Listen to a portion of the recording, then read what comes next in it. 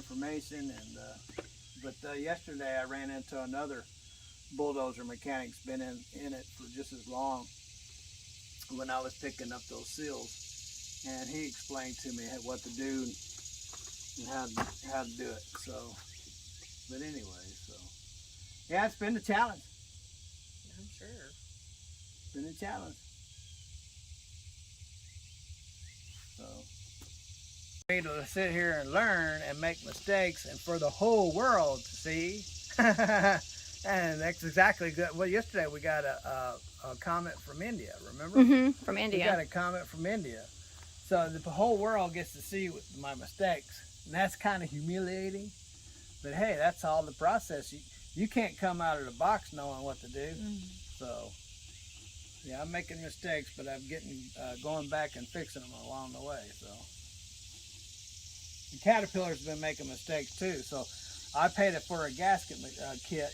It's supposed to replace everything on there, that gasket kit. $600 for the gasket kit.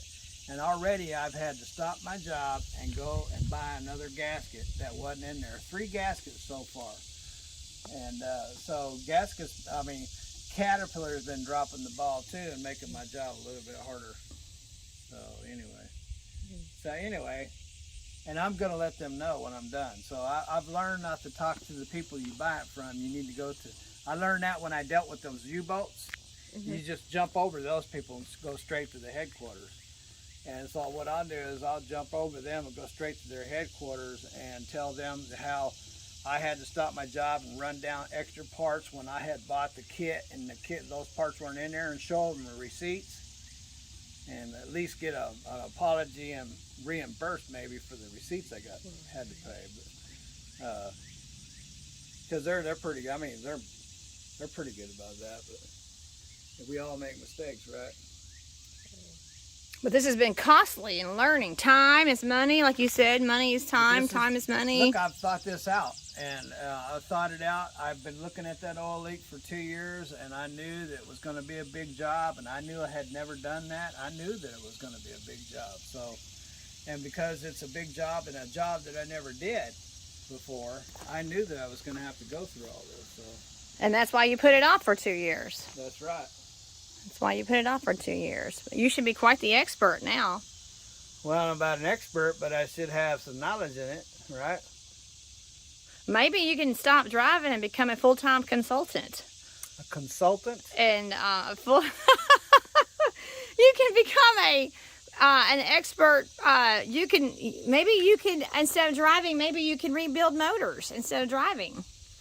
Well, I don't know. That's because I've done that don't make me qualified to rebuild motors. But I'm not saying that I can't do it, but you have to learn a lot more than what I've learned.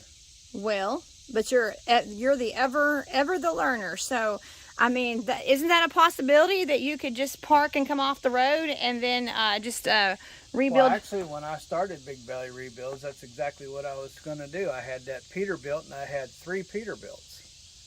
And I had worked there on them, all 3 of them, for the last 18 years. And so I basically knew a Peterbilt from bumper to bumper. You know, the wiring, the dash, the motor, running gear, bearings. And so that's what I was planning on doing, was buying, fixing, and selling Peterbilts.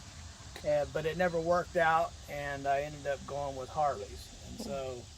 And that didn't work out either. My property isn't big enough for a bunch of Peterbilts. No, but... And I don't have a shop big enough for a Peterbilt. So, but I got a shop and property big enough for little Harleys. Yep. So... Well, you never know what the Lord's going to do, and everything that you've gone through in the past 3 weeks of this, what the Lord is going to use for His honor and glory. What is the Lord going to do with this, Stephen? He's going to make it work. Amen. For His honor and glory. Amen.